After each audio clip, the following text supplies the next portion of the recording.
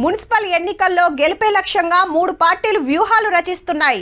గెలుపు గుర్రాలు, టికెట్ల కేటాయింపు, స్థానిక పరిస్థితుల పరిశీలన, ప్రజల అభిప్రాయం తెలుసుకొని ముందుకు వెళ్తున్నారు. గెలిస్తే ఏ పనులు చేస్తారో హామీలు తయారు చేసే పనిలో ఉన్నాయి పార్టీలు. మరోవైపు జిల్లాల పునర్విభజన అంశం ప్రధాన ఎజెండాగా మారే అవకాశం లేకపోలేదు. ఇప్పుడు తెలంగాణలో ఏం నడుస్తుందంటే జిల్లాల జగడం. అప్పట్లో ఆత్రమాత్రం చేసిండ్రు, బార్డర్లు కరెక్ట్ లేవని సెట్ చేస్తానికి రిటైర్డ్ జడ్జితోని కమిషన్ అయ్యబోతుంది గవర్నమెంట్. వాళ్ళు ఏడెట్లుందో చూసి అందరితో మాట్లాడి సలహాలు తీసుకొని సర్కారుకు రిపోర్ట్ ఇస్తే దాన్ని అసెంబ్లీలో పెట్టి అన్ని పార్టీల మాట మీదకెళ్లి ముంగడికి పోవాలని డిసైడ్ చేసిండ్రు.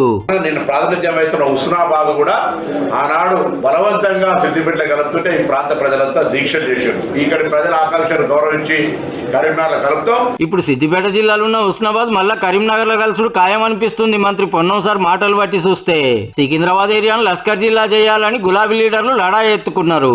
సికింద్రాబాద్ ప్రజల మనోభిష్టం సికింద్రాబాద్ జిల్లా కావాలన్నదే ఉంటే మా ప్రభుత్వం వచ్చిన తర్వాత ఆలోచన చేస్తాం. 10 ఏళ్లలో సికింద్రాబాద్ జిల్లా చేయమని అడిగినటువంటి వాళ్ళందరినీ కూడా అణచివేసి జైళ్లలో వేసి విస్మరించి ఇవాళ మళ్ళా కొత్తగా పోయి సికింద్రాబాద్ జిల్లా చేయాలని కేటీఆర్ గారు మాట్లాడుతూ ఉన్నారు.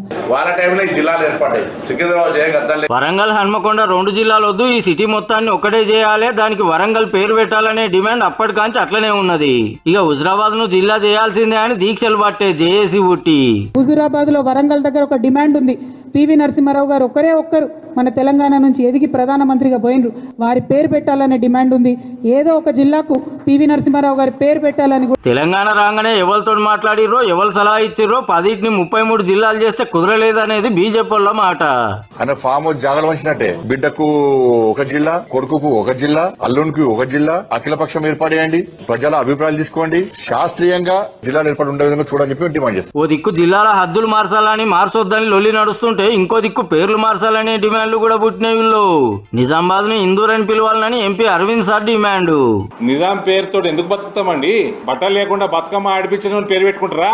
మరిగా సర్కారోళ్ళుగా జిల్లాల కమిషన్ ఎన్నడేస్తారో, ఎట్లా ముంగడికి పోతారో కానీ మున్సిపల్ ఓట్ల 3 పార్టీల నడుమ జిల్లాల జగడం గిట్ల నడుస్తుందన్నట్టు.